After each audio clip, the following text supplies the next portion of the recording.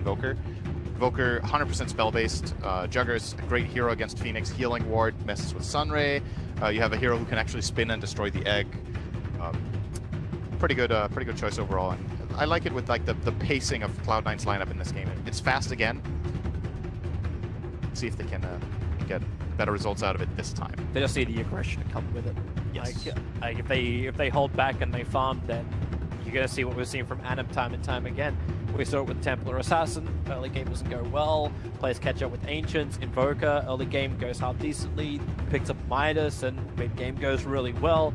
Kirax will play very problematic for the mid. So maybe that's the other question mark too. How hard can that Earth Spirit rotate? We talk about Cloud9 not having that very obvious Earth Spirit player. It's not as obvious as someone like Kirax from OG, who is just renowned for that player. Yeah. Cloud9 doesn't have that type of player on the ES. And then you're going up against a renowned Earth Spirit player. Kirax is going to know when that game's going to be coming in. And we get an Axe pickup now from S4. This is very, very tanky lineup and survivable lineup once more from OG. Axe is a bit hit or miss against this type of lineup though. He's very good against Juggernaut, but that's it. I don't think he's good against any of the other heroes. And OG are running out of time and they're probably just like, okay, how do we get a hero that can deal with Jugger? Because the rest of our lineup is not good at dealing with Jugger this time. Axe gets Blink Blade Mail, Jugger kills himself on the Blade Mail. It's a pretty standard counter. The problem is Axe is not good against this like magic burst early game. Yep.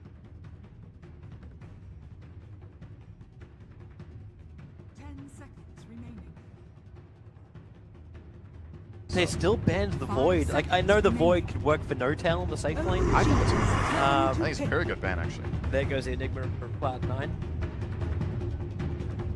Actually, yeah, it would have been that big AoE control they're still looking for, and they needed something out of their safe lane. Yeah, I think they wanted Void actually. I agree with that ban 100%. Sets up Invoker and Phoenix very well. It's very classic OG pick together with Phoenix. It doesn't have the best synergy with Axe though, but I think they could have still taken that route. Especially when they're this short on time and they're like, okay, we need to make a decision. Fall back to your comfort zone. Time is terrible. They've only got 5 seconds to make their choice, and Fly does not look confident. He's just, Yeah.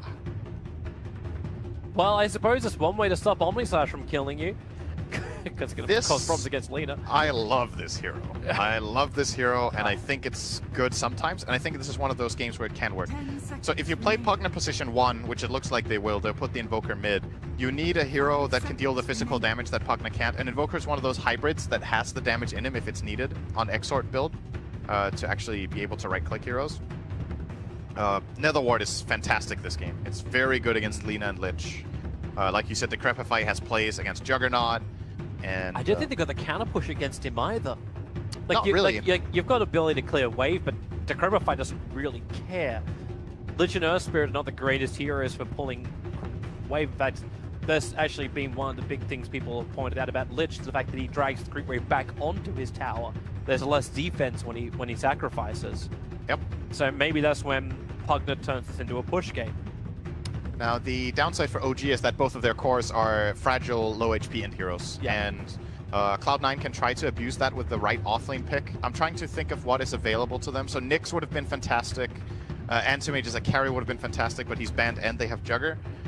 But there has to be something in the pool here for them that really deals with these int heroes well in the offlane. I don't think Nyx is the only choice. There's plenty of heroes that can like just burst and kill them off. I was thinking Puck could be a choice. Actually sets up and rounds up their lineup very nicely, but he's not the best against Pugna. Timbersaw, okay. So I think instead we're going to see the approach here from Cloud9 that they're trying to enforce a Timber versus Axe matchup. And then they will do something pseudo-aggro again, maybe the Lich Jugger. Love, by the way, how there's 2 of every hero. Is that just on my screen? It's just on your screen. I have 2 of every hero. You're right, they're warping in and out. Models are like on top of each other. Okay. But yeah, Timber versus Axe matchup is... Actually, if it's one-on-one in isolation, it's a pretty even matchup in the beginning, but then Timber generally takes over. Unless Axe gets very good spins in the start. And then the other lanes, we will see that Lich Jugger could go aggro again. I think it's totally playable. This game especially. And then they can target the Invoker really hard because their safe lane is freed up. If Earth Spirit and Lich can both leave the safe lane alone, they can shut down Ana a lot harder than in last game. And Invoker, yes, he can come back like TA can, but it's a different curve. It's not like that. You just farm 2 stacks of triple Ancients and you're back in the game. If Invoker is destroyed in lane and gets a couple of deaths, it takes longer. Yeah. And OG's lineup doesn't seem like the best to like make the space for him to come back. But we'll see how it goes down. I really like this draft. To me, this is a very unpredictable game with a lot of like X factors. Mainly, I think heroes to watch out for will be and the X. And 2 things for the X. 1, will he get good blink calls? 2, will he get to play Dota? The other, is he actually... If X has a miserable lane, if he has a very, very hard time, it takes so long to come back sometimes. Sometimes you miss the timing window of the hero that he's looking. A lot of it comes down to whether they get the lanes they want. So let's see. Maybe they even put the Timber off lane at the try lane the X for that reason, that they want X to be shut down really hard. Who knows? Well, early vision up. We'll see where everyone's going to go. So it is going to be Notal into the safe lane. Fly's hovering around mid with just Obs and Sentry, but you also notice the aggressive wards out from Cloud9. They smoked, they got out early. OG have no idea about this, so they're watching the ward, the rune, the bounty rune up on the top, keeping that eyes very closely on that, and then the other one's into mid. So they're wanting to focus on the rotations off the top lane from OG, as well as give any kind of advantage into the mid lane that allows Fata to win that. And OG's vision is also more towards the bottom lane rotation. They haven't put down their second Obs just yet, so we'll have to keep an eye on Fly to see where he believes. Yep. I love this Phoenix. What's he got on? Vermilion Crucible. The battle begins. It sure ain't no shovel and triangle hat, that's for sure. It was an awe. It was an awe. Keep telling yourself that. I actually asked the bigger question. Why does an egg have a model which looks more like a bear? When you click on the item they actually have, it looks more... How does that look like a bear? That was a bear. What? Look, right there. The model modifier. It's a bear. Oh, I see. Okay. Yeah. That's something I thought you meant the model itself looked like a bear. I was like, how do you see a bear in this lava egg? All right, let's look toward mid. Notice happening. And tri-lane bots in the start. Oh, Jarek's still playing the old patch, so those shards would have been perfect, but this time they are a little short. But thanks to the Observer, what they've got planted down, they understand that Fata is alone here, and they didn't de-ward the Ops. So Jirax and Ana, yeah, they've revealed themselves, but Fly was keeping himself pretty well secret on the other side. That won't last much longer. He's already bailing out, and AUI is looking for a possibility onto Notal. Walks up, rolling boulder forward, MSS. He's only got reactive armor. There's no damage he can give to help kill off Notal. And Notal will have to burn the salve. He has to salve and 8 tangos on safe lane Pugna. So he has plenty of sustain for now to stay against the lanes. Gonna buy the magic stick. I think he also understands the fact that his support's going to be busy elsewhere. Yeah. Rolling boulders coming in once more. AUI really trying to get through Notal. There is, again, no level 2 on MSS. No Timber Chain or no Whirling Death. And Notal actually has higher movement speed than Timber, even under Orb of Venom, because Pugna's base move speed is 335, and Timber's is 290. So he can't catch up when the roll ends. Yeah, good roll again from AUI, though. This time he has the stun. He's going to kill him. Oh, with the kick, Icarus dive. It takes too long from Fly. He didn't actually have sprites to give either. And now MSS will move in closer. This happened also because the pull happened. So there was no wave for Notal. Fly is running away from MSS. Whirling Death, and one more punch will do the work. And Cloud9 get 2 kills on their top lane. That one coming, but that's what you can. Oh, and nice steal from AUI as well. They didn't have an Earth Spirit player, is what we thought. I mean, he may have played a game or two. I don't remember. It's not a hero I connect with this player. Yeah, we always think of techies when it comes to AUI. I don't think of techies at all. I think of him every day. Yeah. I think of that game you had to cast miserable in Frankfurt. Yeah. Techies is if you ever want a analyst to cast a fantastic game they feel really simulated with, get them to cast a Techies game. Nice double light strike array in the middle from Fata, keeping Ana and Jirax out. And once again, yeah, maybe Jirax didn't get the patch note memo. pushes them away with the ice shards once more. So just to explain how this works, when you use ice shards now, where you target it is where the back wall of the shards end up. In the past, where you target it was where the center of the half circle would be that the shards form. So that means you need to cast it further back now if you haven't played Tusk for a while. I'm pretty sure JerAx has played Tusk for a while. I don't think it's just randomly picking it now and he hasn't played it for like 3 patches, but it's kind of funny in some games that you watch. It's just like the Tusk just needs 30 minutes to adapt. Because you can just tell he hasn't played Tusk for like 2 months. Not in pro games, however, but you know. I don't think JerAx would have too many problems with that, but it'll be changing a muscle reflex, mate.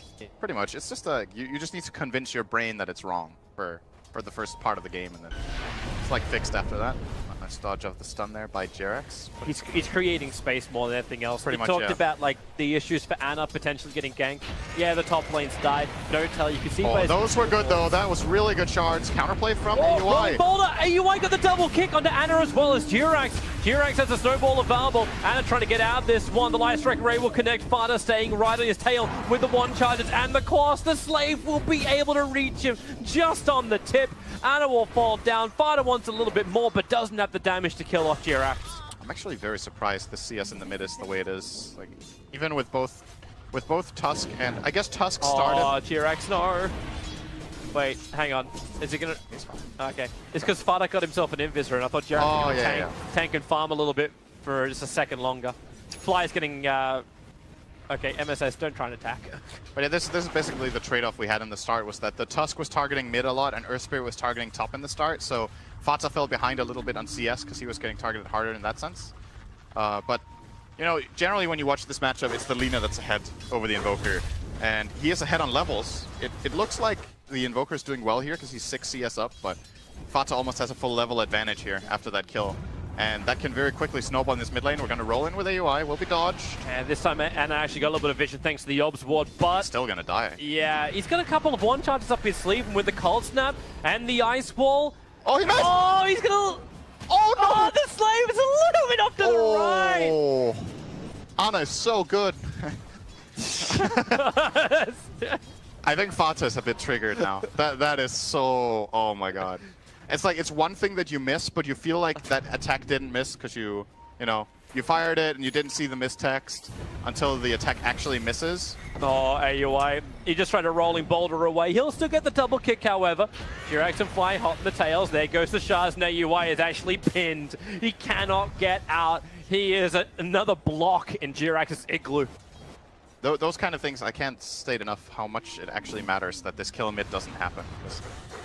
If this kill happens, and they do it successfully, Earth Spirit might not be moving there. Fata would have been level 6 way earlier, and he used all of his mana to not get the kill. So, like this mid lane now, where they're both pretty much level 6, would have been maybe an almost level 7 Lina and a level 5 Invoker.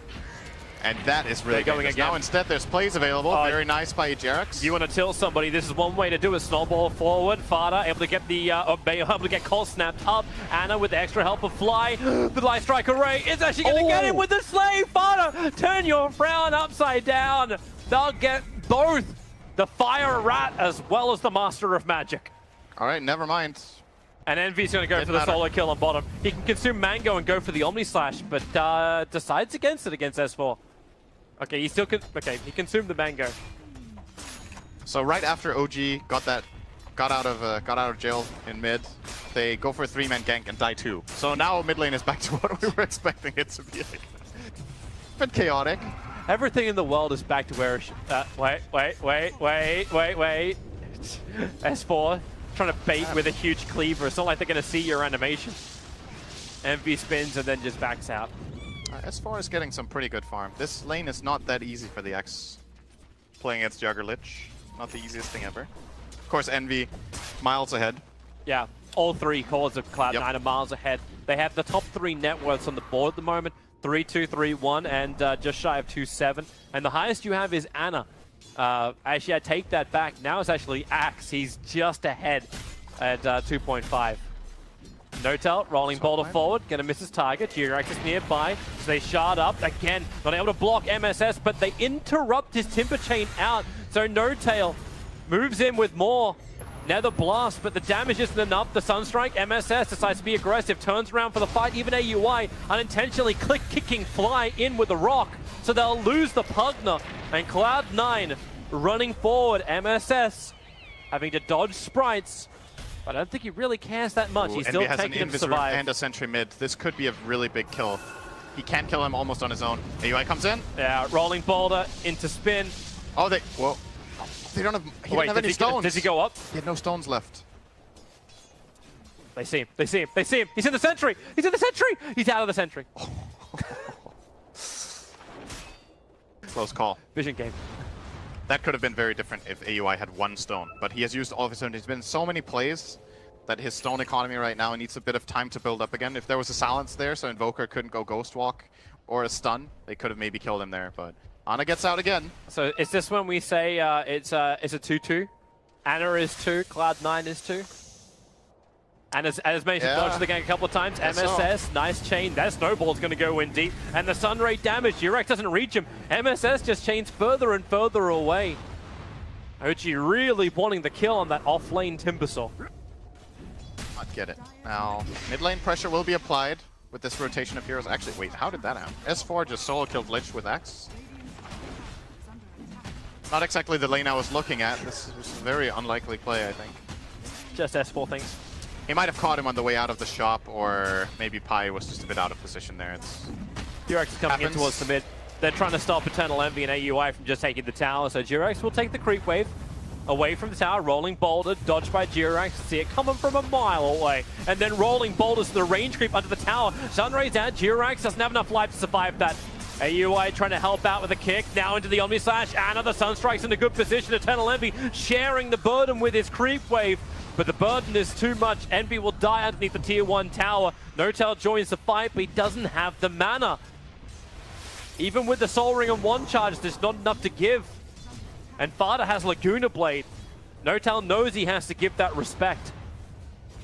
He could easily get caught by a roll here. Still only 1 stone now on AUI, but these heroes of OG are very low. And at the same time, there was a kill top, right? Or was that bottom? MSS killed S4, so the Timber rotated down and got a very nice kill there, of course. It looks like he was creep skipping. Yep. About right. That's a nice observer ward to have for OG. They now see 4 heroes from Cloud9 in the mid lane. Like, Phoenix can probably just, like, Sunray and slow this down. Speaking of, yet again, another kill in bottom lane that we get to miss, it's Notel solo killing MSS.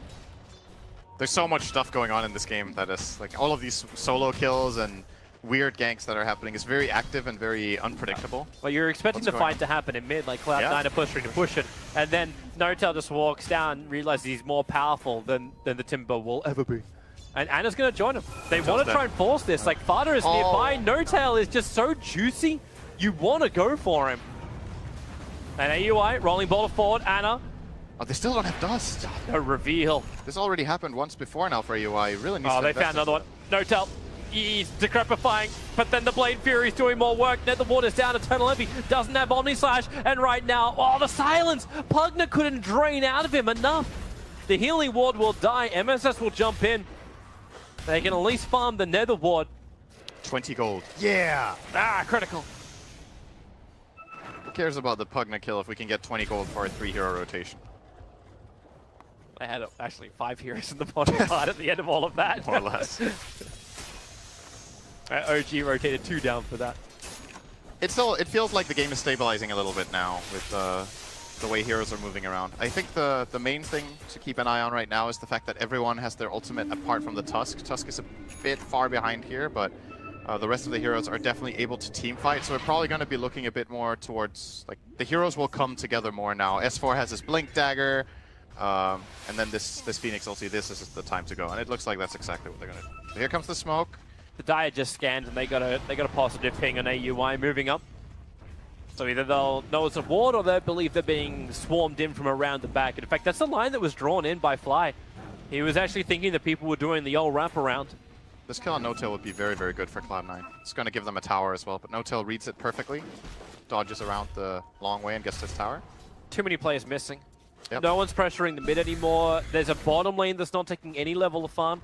Like, compared to game 1, these lanes have practically been a ghost town for the amount of people spending time in them, like farming them up. Everyone's rotating with multiple numbers to take the fights. And OG, they are here. They're here in force. Quick little sigil. MV starts his spin.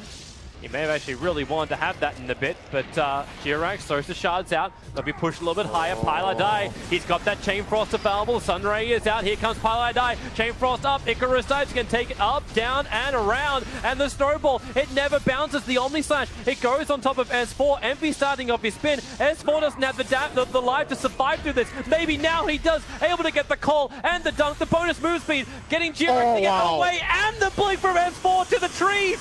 The bonuses allow them to escape the Timber Saw and get a 1-for-1 trade-off. They did still lose No Tail, who was trying to battle the back lines. Jirax, okay, maybe not out scot-free. Timber chain up, Jirax, no ball dodges straight through the middle of the chain. Chakram is back up for MSS. Chains forward, Chakram's down, Jirax. Mr. Michael Flatley right now, Lord of the Tusk. Dodging the attacks perfectly. Very nice footwork by OG, honestly. Both of those plays from Jirax and S4 could have easily ended in Cloud9 kills, but got outmaneuvered and outplayed in both occasions, and they also defend their tower this way. OG barely took any damage on that, and they claimed their own. No Tail got that one. TP out for Pi, he will be fine. Okay. Oh, Sunstrike. Oh, yep. Oh! Boom! Got him! Это просто! Nieta. Now Russians. Mid tower is going to go down, so another rotation here from Cloud9. I think Anna's looking for the deny. I think he might be also concerned about the rock that's in front of him. Here comes Tusker. The kick out. Now, well, the call is there from S4. Juggernaut ain't going anywhere apart from potentially down Farter. Nice last strike array, keeping Anna out of the fight. Laguna Blade, S4 limping himself away, holding the belly like indigestion. Back to the dire side of the river. So Juggernaut for Phoenix. A good trade for OG, but they did still, however, lose that mid tower. Very, very even game right now. Yeah, a lot closer than game one. Yeah, it also feels like going the stretch in this game. It's less obvious who has the better late game. Like Invoker is regarded as one of the absolute best late gamers, but Pugna generally considered a hero that falls off a little bit, and then you look toward Cloud9. Lina scales very well. Timber actually scales very well, even in an offlane position when he has this of a start. MSS is 5-1 with 66 CS. Jugger is a little bit so-so for phases, but he can also be very good late game. So Cloud9 this time, I think, have the tools to win this one if it goes late. Yeah. And that means they don't have to feel as stressed to make these moves that they were making in the first game, where OG just counterplayed them very well. So then it's up to OG to be the aggressors. But that's... Well, maybe. It depends, because I don't think OG just flat out loses late game either. It's a lot about who gets the jump and Invoker's ability to scale. Both teams can feel comfortable, I think. The Glimmer gets him so close. He's so close to Farter. They Sunray. They didn't see him. Or do they? Yep, there we go. There we go. The burn connects. Farter tries to break free. Here comes your Sunstrike. AUI. He'll actually share the load, but the Lina goes down to No Tail with a Nether Ward. She cannot commit anything. It's one of those brutal things for Lina where you take the damage before the ability is cast. So even if she wants to Laguna, she'll kill herself. Yeah. And still not do the damage. It's a level 1 ward, by the way. It's only level 1? It only gets worse. True. It only gets worse. Decrepify is a really good spell. It's been buffed a lot of times now. Pretty crazy how much this ability does now. 6-second cooldown. 3.5-second duration. Makes things die or not die. Amplify a hero like Timbersaw who can resist almost every bit of physical damage. Pugna can make Invoker look really good sometimes. Yeah. We didn't actually talk very much about how Decrepify synergizes with their lineup, but it's very good with Phoenix and Invoker. And somewhat decent they're with Tusk. top. S4's coming in. He wants the creep wave, however. He doesn't just want to have MSS by himself, but with Call into Sunstrike, rolling Boulder, they'll flip him like, oh! Oh, it's really close. Yeah. Meanwhile, on bottom lane, no teleportate. But that Culling Blade mid-chain. It's like the master of blades. The top tower did fall did. For OG, so at the very least, MSS managed to accomplish this move, and like you said, they got the kill on the Pugna. Still Very, very even. I'm curious to see if Cloud9 will be looking to, like, just what pace they're gonna go with. Because as I said before, they can play it fast, they can play it slow. I don't feel like there's necessarily a problem to either style. But I wonder what they feel. Like, if it's like, we can't let Invoker free farm, we need to go and get stuff done, or we trust in our abilities to scale. Because their Lina, for example, is going for a Bloodstone first item, which is generally considered a bit of a slower farming-oriented build-up rather than going for, say, a Eul's first, where you really just want to fight and find picks all the time. The Juggernaut is going straight into Manta. This time, no drum for Envy, so also a bit more maybe far up. Courier snipe! Courier kick! Had that vitality booster, which belongs to Fada. Kicked with the fist. Yeah. That's right, he needs the Agnums for it to be a real... But it's funny talking about like all these items like going into potential late game, like it's the standard transition for Cloud9. No Tail, I was expecting the Eul Scepter to be coming out on him, like some kind of extra disable or something to amplify him up. But Ether Lens as well as Glimmer Cape, and then going into an Aghanim Scepter is his second one. This is the...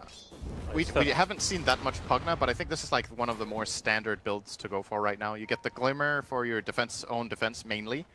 Cast range is massively important on Pugna, so I definitely think Lens is almost always going to be a good choice, so you can blast from far away and drain from far away. Is it worth disassembling him later on as well? Like, you are up against a Timberstar. I don't know if you've ever thought about building a Silver Edge and a Pugna. But right now, I don't know who else on OG would buy one. I mean, it's extremely gimmicky. It could happen, but I don't even think he's thought about that option. Call, Sunstrike, the Blade Mail is down, and that's exactly what you're talking about. It's the counter to the Juggernaut. When Blade Mail is up, Juggernaut goes down. Woo! There goes the pop with the Lich ulti. It doesn't bounce anymore though, but you've still got a 2-for-3 trade-off. Jirax will go down, stuck inside the Chakram, but now MSS is the one in trouble. Ana sitting in the back lines with all the disable, all the control. But still a 4-for-3 trade-off. No team really coming out fully on top of that one. Maybe OG, just because they're 2 core survived compared to Cloud9 0 core surviving. Yeah, they get a lot of nice gold on the Pugna Invoker. That's... If they have to keep 2 heroes alive, these are the 2 they want to keep. And in addition, Ana, I think, got 2 or 3 kills as well in this fight. So that's the Sunstrike. I think that's the first kill he gets. First reveal the Blade Mail as well. Yep. Actually, don't even think they needed it. Axe together with Invoker deals so much damage with this. Very nice Chain Frost. Huge impact on this fight again. I think Pilot Eye has been very good at using Chain Frost both games so far. But here is... kills right here. Ana gets 2, No Tail gets 2. I'm still wondering if Cloud9 are very happy with that fight, because it felt like they were struggling for positioning. Like you had No Tail controlling up perfectly the high ground, just a little bit to the bottom right of the fight. Like then you had Ana coming in through the other side, and I guess Cloud9 were just trying to retreat back to their tier 2 tower and make the best out of it. It's a difficult position to fight in for the Radiant. It's one of the best avenues of attack for Dire because they have, like you said, they have multiple ways of coming in, and they have the high ground. All things considered, I think Cloud9 should be okay with this. The Juggernaut died before the fight even began, right? So yep. That was kind of the 4 and 5 afterwards. Envy just got very lucky. The creep wave aggro to OG in the trees. And because of that, their gank got revealed. S4 didn't break his smoke though. Still on the hunt here. Got a very nice position here in the bottom lane. If this team is able to push into this tower, this could set them up very nicely for a fight. He has to be. I reckon he had to be tossing up if he was going to creep skip then. Would have dragged the creep wave in perfectly and then beat the living crap out of the tier 2 tower. But it's Cloud9 who are all missing on the map at the moment. The Observer Ward scouting both the Lina and the Timber. Now the Lich, okay, they see everything. And the ES, and they smoked underneath the Dire Observer Ward. S4, which call do you want to go on? They focus over on the Lina. Once again with the Blade Mail, they're able to delete one hero from this fight. How much more is OG able to get into the Nova? Pilot Die as well as AUI having real issues getting out of range of the Nova. And S4 too deep. The Lich ulti will bounce around. It goes down to Pugna. It's back up into Ana and Axe. They're trying to Sunray heal through this. Now Fly ends up tanking it, but they will survive. The Glimmer negating a little bit of the damage. Snowball up into MSS. Durex needs more space to fight out this one. Underneath the cover of the Nether Ward now Fly. Still very low. 44 HP, but 44 is enough to stay alive. MSS cannot find him on the back line. Eternal Envy into the fight too. He's already burned his Omni Slash. S4 looking for the spins on the wave, letting the Blade Mail do the work. Dong Sparta, just as they kill each other at the very end of it all. Cloud9 are pushing out hard. They want all the OG calls, but Notel sucking them dry for the moment until they'll cut him down with the blades. Pylite Die actually frost blasting Notel out. That was a really long fight. And one of the very surprising things for me in that fight, I'm not sure how much of a replay we're going to get, if we're going to get the whole thing from the start, but so it's one thing, like Cloud9 smoke and OG know it. Fata was running toward the stairwell and his smoke broke and he just ignored it. He ran through another full 2 seconds just up the hill. Here's the replay. So the smoke is already broken. He just keeps going, man. He's just going in. And now he's dead. I don't know if he wanted to get gone on because he has Bloodstone, so he's alive very soon, and he's probably one of the better things that can happen. But this Icarus dive from Fly was sick. He actually blocked the rolling boulder out when he was flying in, so they got a bonus kill on the Earth Spirit. If Earth Spirit gets out there, this can get really nasty for OG, because let's be honest, they're diving really deep for this time of the game. This is 22 minutes in. There comes the Omni clutch, again Fly getting out. Yeah, that's pretty much it for that fight after that. Oh, they go and gank up on top. This is not a replay, guys. You can see, this is live as Fly goes down. Cloud9 trying to be really, really aggressive. Got some good walls down as well, but you see OG's lines drawn directly after that. That's actually coming out from Jirax, I believe. Lines say push mid, push bottom. Fata's going blink here? This is pretty uncommon.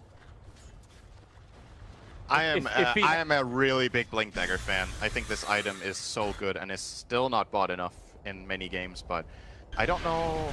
It's his initiation, the blink Yules. Yeah, but he doesn't have it. No, he's got Yules in quick buy. Exactly, but generally you buy them the other way around because the Yules gives you the mana regen and the save for yourself and stuff. It's very good against Axe to have a Yules in your team. You can counter engage when he goes in for that blink call on the Jugger. It's actually massively important that they get a Yules here that is reliable. So maybe that's why he's getting the blink with it, is that he feels like, okay, I need to always be able to reach Envy and save him from that Axe. But Fata is one of the players who likes to stray away from the norm a little bit and buy other items that he likes. We've seen him in the past like revolutionize the ways people played mid. He used to go troll with mech and stuff like that. Yeah. Like he had a patch where mech was the mid item that he really liked. This time, it's not like this is extremely unorthodox to go for a blink, but it was not what I expected. It's probably him understanding his position. He needs to survive. You look at the difference in Bloodstone charges. Timbersaur's walking around with 17 Bloodstone charges at the moment compared to the 5 Bloodstone charges of Lina. There's just some heroes who just cannot tank and stay alive throughout these fights. MSS is definitely one of them. And he already has a Yules, and now he's going blink too. So they're going to have 2 blink Yules in the near future to be able to help Envy, and he needs it this game. This is the fights have not been easy for this Juggernaut. OG's going to miss the gank on him. Envy just left nothing but copies. Anna, well, EMP burn, MSS's worst friend, but with 30 mana regeneration. That's my blink stun here. Can he get him? Blink. Light Strike Array. Whoa, it's going to connect to the target. Here comes Jirax, however. Snowball tries to create space, but it will not work. The silence is on point from AUI. And OG lose 2 heroes and probably Roshan as well. Yep. Most definitely a Rosh going the way of Cloud9 here as well. No buybacks. Well, S-Fly wants to like kind of mess with him a little bit. S4 is already pressuring top tier 2 tower. It's going to drag MSS out. So right now it's only Envy and Fata inside the pit. I say only. We do have the Night Watchman, AUI up on the cliff. This is Cloud9's strat. Okay, so Envy just basically drew a line saying, let's go bottom after this. Yep. I think they're going to give this one to Fata. Yeah, they do. I think it's a good choice. You could argue that getting the Aegis on the Jugger is very good, so that if he gets Blink Blade Mailed by Axe, then he has a second life and can come back. But the way this is more likely to go down now is that if they jump on Envy, they get that Yules counterplay and he spins and stays alive. If they jump on Fata, he's just a very quick kill for the other heroes. And he has way more to give in the fight with his second life. Juggernaut will use Omni Slash, and then when that is used, it's like, okay, hope we won. If we didn't, my hero is not that strong afterwards with the items I have. Fata's second life has a lot of value. I like this a lot. Tower? Yep, tier 2 tower's gone. OG, a tier 3 tower looks like it will come under siege with. Yeah, they're going. All right. You have every ulti up for OG. This is bold. And you this is really bold. Okay, Jirex is TPing back. Everyone's TPing back. It looks like also OG were not expecting this. No, they forced the TPs and then they got the hell out of there. I don't think they can go in there when there's multiple heroes on defense. Anna's still playing around the mid. He can't come back. He actually had BTs on cooldown. So he just added as much pressure and space to the mid lane. And then instantly invokes Ghost Walk, just in case. Yep. But he got himself a double damage rune. Says invoke a hunt time. I don't think OG want to make aggressive moves now as anything else than a full unit. It's difficult for them to take skirmishes into this Radiant lineup now that they have all these items plus the Aegis. Yeah. They want a structured team fight where they can get Blink, Call, Blade Mail into Phoenix. The Blink Call plus Sunstrike is not likely to succeed anymore now that there's this Blink Yules. Maybe what they want to do is just not fight at all. Force this exact situation. They found an no-till. Yeah, but Anna is all... well, okay, they can fight top lane. I'm thinking down towards bottom lane if they want MSS. The Sunstrike is going to be able to connect with Cole snaps as well. Here comes your call once more. S4, all they got to do is drop him down low, and then they can Culling Blade him down. So it looked like S4 was just trying to create space. Meanwhile, on top lane, No-Tail is still alive. The sentries are down from both sides. No-Tail makes a break for the tree line. Observer is also planted. The creep wave will take care of that pretty quickly.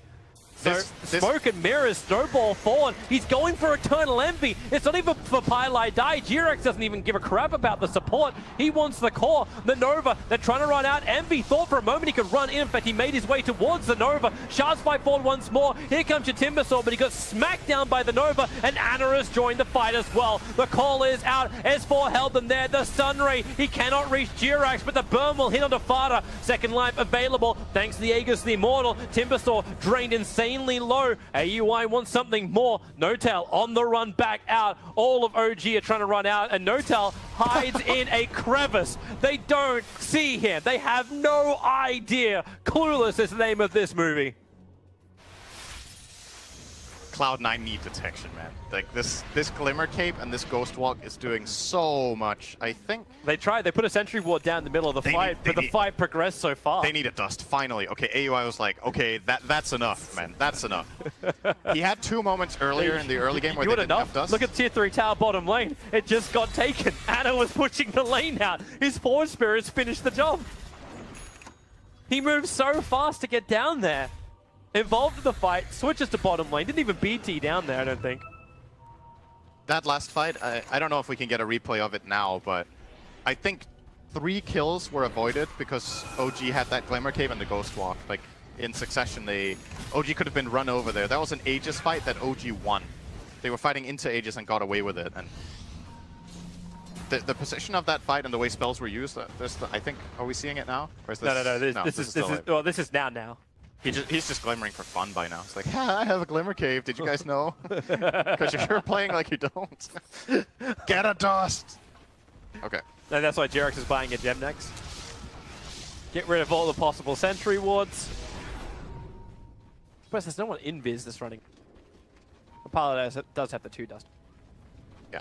And this is crucial. I think. Oh, they bought 2 dusts. Okay, nice. Because I think the Earth Spirit desperately needs a dust in these fights. As I mentioned, very early in the game, he missed like 1 or 2 opportunities, and after that, I was expecting to just see dust all the time. You know, sometimes you slip, you forget it, or you don't have the gold in the right moment because you're buying your Blink Dagger or whatever, and then you just don't have a dust. But until this game ends, detection will not be a problem for Cloud9. I think it's like that. By now, they've been screwed by it too many times to not deal with it for the rest of the game. Could be smart for OG. Jirex puts down 2 aggressive Observer wards on the top lane, allows him to push the tier 1 tower, but more importantly, because of the damage that Anna did on bottom, the fact they took out the tier 3 tower, these shrines are now exposed. So OG can get rid of Cloud9's Roshan Shrine, which is probably more critical than anything else. With no tier 1 tower in the mid, it'll take them a while to bring in reinforcements and ensure they get the next Aegis to the Immortal. And they have a good amount of time to take the shrine as well, because the Roshan died 5 minutes ago, so there's still like a good couple of minutes to send in some Force Spirits or some Nether Blasts and then eventually get rid of that shrine. And I think it should be next on the menu. It's either that or they try to go for a really aggressive play bottom and get Alina Rax, because that tower being gone is a really big deal for the defense of Cloud9, obviously. A decent way pushing in through top and no one going to react to it. Alright, I say that now. I see 4 TPs come to the top lane to react to it. Oh, this could get... Do OG want to fight this? It's like they do. It's going to be a full-on 5-on-5 if OG go in right now. Envy can very quickly connect. He's going to run through a ward, though. Oh, there's your taunt. It's over on MSS. Sunstride's kicking in. Jirax in the neighborhood. AUI, the snowball, dodges the kick that came from him. S4 had the BKB to protect himself anyway. But the EMP splits the field up. OG, maybe not so certain about going back in just yet. Blade Mail's off cooldown in 1 second, but the BKB won't be available this time. And Ana, well, he was starting his BT out and blinks away, realizing the Fada was going to go for the stun. And they realized it too. They know he had the vision. They pinged the ward out straight away. Oh, this is classic Light of Heaven. He always pings the shrines. I don't know why. He's pinging the shrine all the time. They found a target. Blink, Walrus Punch. The Sunstrike actually connects on AUI or Sparta, but the Lacuna Blade. Invoker is deleted. The Yaws have to follow up Tuskar.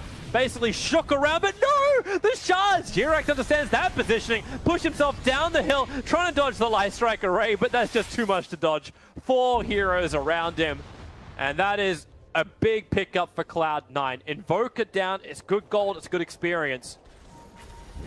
That was a very optimistic attempt, I think, from OG. So they Top have... dead. Yep. Bye, Envy. Oh, wait. Yeah. Didn't even have Support's mana there. for calling blade. He just gets... Fada's coming in. Pilot A, they get the Frost Fly. He's stuck in the tree line, starts his TP. They need a stun. Fada, too late. And you'll also get S4 back out to safety. Meanwhile, No-Tail taking a shrine. Yep. Light of Heaven, please ping. Ping it. Okay, so I think the reason Ana and Jerax went for that attempt they did before where they both died was that they have really good vision in the area. You see these, this aggressive Dire Observer ward there. But they were so close to the tower, and if that kill doesn't happen instantly and they have a get-out plan afterward, then it's going to cost you. And they didn't even get a kill. But ultimately, of course, this kill on the Juggernaut is going to help buy OG time to get their cores back in the game, and it doesn't cost them too much at the end. Stabilizing again, 3k lead for OG. Roche is spawning soon, and the top shrine did not get claimed, so Cloud9 still has that strategic element to play around. And now there's a gem on AUI as well. Dust isn't even enough, guys. Now they got the full package. Gem, dust, sentries. It's a shame he couldn't have waited longer and just stole it. Jirax is going to buy one. Yep. So Jirax is going to carry the gem for OG, and the gem for the Radiant on Cloud9 is on Pilot Die, actually. He gave it away with Earth Spirit, because I think he's expecting, I'm going to roll in, I'm going to die. Sacrificial Spirit. Yep, pretty much. You got BTs on Fana, so he can join this top fight when he's ready. Yep. And both teams are lining themselves up for it, and yeah, there's the TP already. Tinker ward from OG. Roshan's up. The Sigil goes inside the pit. It didn't go in deep enough to look at Roshan. But the Forge Spirits are on a scouting mission. They're going to come in around the back of the smoked up Cloud9. Tinker Ward doesn't see enough. The line's being drawn now by AUI. Beeline to the tier 2 tower in mid. And that's actually the best place to attack. OG I'd say they're not in position to defend from this. They have the low ground, so at least it'll be even ground if Cloud9 come down to them. This is a very big moment. And nobody finds anything. So OG dodged their smoke. And OG have their own. They're going to smoke themselves, I think, after this camp. It's like that cliffhanger at the end of Season 1. Don't worry, we'll come back for Season 2 at the end of the next smoke. OG aren't even checking the... Yeah. They were literally in front of it, and they didn't have a look. The Forge Spirits should actually go in now. Yeah, the ping just came out from Flyers. Like, just put the forward, just send one in. Like, oh, there he is. They got rid of the top shrine, so Cloud9 don't have that to play around any longer. Cloud9's smoke failing there is pretty important because OG, as mentioned, still have their own. What's the timing on these B? 9 seconds on PV for Axe, and Lina is the only other one, right? It's 2 9 seconds. And you've got a 10-second BKB on the way for Invoker. He's already finished up his Ags and Octarine. Oh yeah, okay. BKB and then into Shivas appears to be the build order for Amp. Yep. BKB is an amazing item for both teams this game, so it's worth keeping an eye on the status of that. Is that actually the full Shivas? Fatsa never got his Yules, by the way. He didn't finish it? He just went for that BKB. So they only have the Yules of Timber still. Maybe they're happy with that. Like Timber Yules is enough to at least try and save Envy. It's like, apart from that, Envy, at least do it yourself. He's got Manta, he's got Blink Dagger, he's got Spin. Very, very underfarmed. The big farmers this game are the Lina and the Timber. You can see the CS here. This is not... Jugger is difficult to play in this position because this hero... Like, I mean, it's just how the game plays out. They need to push the waves, and Jugger is just worse at it than the other two heroes, so they will get more farm. But it's hard to play Jugger like this. He's very underfarmed compared to the other cores, and the hero itself is just not that good. That's why Nymph rune. If he actually felt confident enough to move up the hill, he probably would have died, thanks to the Observer and Sentry again down for Cloud9. It appears every time they want to take a fight around Roshan, like this Obs as well as like sort of Sentry ward get planted just in front of the pit. Almost every time. It's that same kind of position every time. I say every time in 2 games. Worth of like 4 sets of ward. Very important place to cover. Yeah. Just makes it obvious for S4 to dodge. I wonder if Timber is going to reach a stage here where he won't die. Even if he gets jumped on by X plus full Invoker combo and everything, because MSS is getting really tanky. Hood, Octarine, he has 3k health, he's close to 25 now. Yeah, maybe it would have been better for like a Bloodthorn style build coming in from the Invoker. Could have actually been an interesting choice, yeah. So I think this physical thing could come back to haunt them still. MSS. Oh, okay, maybe he knows he's that tanky. Oh, that's a good nether ward placement. Need to get rid of that. Very difficult, they have to cut the trees to see it. Like, I don't really want to. He's really not certain about it. Because he knows if he jumps in that far, potentially Axe can just blink, call him, and then they Sunstrike and just combo. Forcing the rest of Cloud9 to fight underneath the nether ward. Alright, so it's got to be Roshan for somebody. There's like no one wants to take the risk. Okay, that might help. S4 found himself a haste rune. Quick nether ward down from Notel. Stars his TP out. This is problematic. Notel, do they just cut their losses? No, he's got Glimmer Cape. There are no losses. None of the reveals were nearby. Both the Lich and the Earth Spirit were far away, so he gets out of that. And Anna's also not involved. He can't be. His BTs are still on cooldown for 10 more seconds. Yep. He was busy farming up, but what's coming on the courier? His BKB is now done. Now they actually want to fight. The fresh 10-second BKB in the 2 9 seconds. That's a lot of immunity for Cloud9 to try and play around. And the farmed heroes on Cloud9 side are not the Jugger, so that means this BKB for Ana is just as efficient as the other one we talked about. It's going to be impossible to kill almost.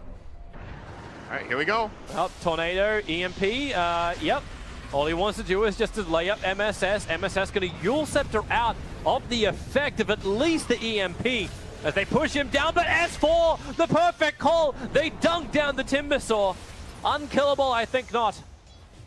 And now they go for more. The quick tornado. It caught Eternal Envy. You said his life was hard. He'll spin, get punched, flip like an omelet from Tusker. They want more. Omni Slash. Tusker needs some help. S4 will tank it. Turns on the Blade Mail. Starts the spins up. And Eternal Envy so low. S4 getting the breath of life from Notel. The Sunstrike's right in the mark. 2 Pilot Eye will fall. Anna has himself a double kill under the protection of his BKB. Stands his ground. He'll look for the gem. MSS will have to gather it up. But here they go. Tusker, snowball forward. Anna does have that Gem of True Sight stolen from Cloud9, so he knows he's got the vision win.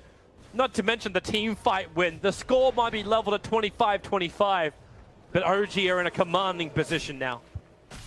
Yeah, that was a really good kill on the Timber, and I mean, of course, if it's like a 3-on-1 for a good 10 or 15 seconds, then the Timber is gonna die. And his team didn't really find any good way of connecting there. They got one defensive 4-step off, but didn't really manage to save him. And then when he buys back and comes back in, they find themselves in these awkward positions. And No-Till was, for me, just saving that fight time and time again. Really, really good life drains. Healing of S4. I think he healed him up twice and saved him. And We might be seeing it again here. So here comes the Tornado EMP. Jugger has to spin this. So now spin is on cooldown. Let's get off a pretty good Omni here. That stone kick is far off the mark. And then S4 AY. tanks it. Like the life that gets given right here. He gets in just in range. Fata is trying to destroy the Supernova, and he doesn't manage either.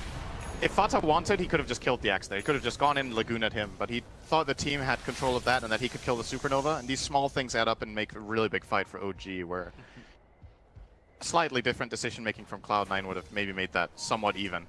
And now OG's lead really stretches forward. They're approaching 15,000 net worth in front, and Experience has already reached that mark. They are just light years ahead. They've taken almost... Well, they've still got 2 tier 2 towers left to go down. Been very focused on just ensuring the fights win out. And it's making the supports of Cloud9 almost useless. Speaking of which, like the lowest net worth hero on the field, Pylai Dai. Dai is to Ana. They snowball forward. They're looking towards Fata. The Shards don't block him in. Instead, Ana actually blinks himself a little bit further away. G-Rex wants to keep going. Looking towards MSS. S4 was not there in time. His blink was on cooldown at the time. Couldn't reach to get the call off. But they'll take the tier 2 tower now. I think it's high ground time now for OG. They have Aegis, they have the BKB on Ana, the Heart on S4. There's just so much tankiness now, and the Jugger is tickling them still. So, Yep. should be able to go in. Ana will do this fairly quickly as well. It's very farmed Invoker. Nether Blast helping out from the back. Cloud9 gotta do something. AUI is trying to play silly from the tree line. Gets a silence on Ana, but it won't matter. Notel wants to take the damage. He wanted to actually expend his cheese and keep Ana alive. Ana's still got the Aegis. Blink dodges Chakram. Tornado spam his heart out. Negative 18-second cooldown on that one. And then Nether Blast, Nether Blast, Nether Blast. And they're searching for AUI. Snowball. AUI is going to drag G-Rex in pretty far. In fact, G-Rex in way too deep. They'll kill him off and maybe get that gem back. Glimmer Cape. No, not again. Glimmer Cape, the Sunray, and the Drain from Notel. G-Rex is back to full life. There's Sustain. Right now, as Team Fortress 2 medic, you're going to the Omnislash. S4 calls, tanks it himself, realizing his armor. Envy hits like kittens at the moment. He's forced back into his home, but they've already lost a large portion of that home. This is clinical from OG. Literally, medical. Who needs a dazzle? You don't need a dazzle in this game anymore. Just run a one-position Pugna that's able to make Ana the be-all, end-all of Alakazam. S4. Oh. He was looking for it. Almost got AUI. This Timbersaw. He can't even chain away.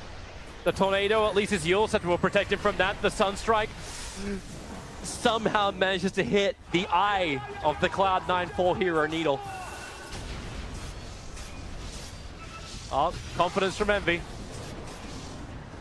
Call from S4, ineffective. The problem is for Cloud9 that they're not accomplishing anything. They're just losing towers. Yep. There we go. Here we go. They get one, but the Snowball, S4, he's got the call on the back line, starts to spin, the Sunstrike will connect on the mark, AUI will fall, there's your Culling Blade bonus damage for movement for everyone. And at least Pylai Dai's ulti has done some work. Tuskar will fall, the Geometry sights on the ground, Ana's completely bone dry of mana, but then again, Notail is wetting his lips on Pylai Dai's something. Call, Lina, trapped once more, drained once more. S4 doesn't have his Culling Blade available, will dodge the stun from Fata. The man who cannot dodge it is MSS, running outside the base as far away as possible. Do they keep the chase going? It looks like Pugna wants to, sees the TP and then realizes they come back. But they've already taken the top, they've already taken the mid. And there's the Aegis Immortal, burnt. Ana now has himself a full-size device, already replacing the slot. And Fata piglet it up. S4 will get the call. Perfect chain control. And GG is done. OG had a brilliant one in their group stage at Ti6. And they're off to a pretty good start with this 2-0 victory over Cloud9. Yep, there's still some of those classic OG moments in this game. I think when OG go far in tournaments or even win them, I think the two most deciding factors are that they're very good at understanding when and how to fight, and they set up good conditions to take the fights under. And the other thing is they just have this clutchness in their support duo. Very good at playing save style, at making very quick reactions and quick moves. In this game, I think the Tusk and Axe both counterplayed very well. We saw some great plays. Actually, out of the entire team, all 5 players made counterplays this game.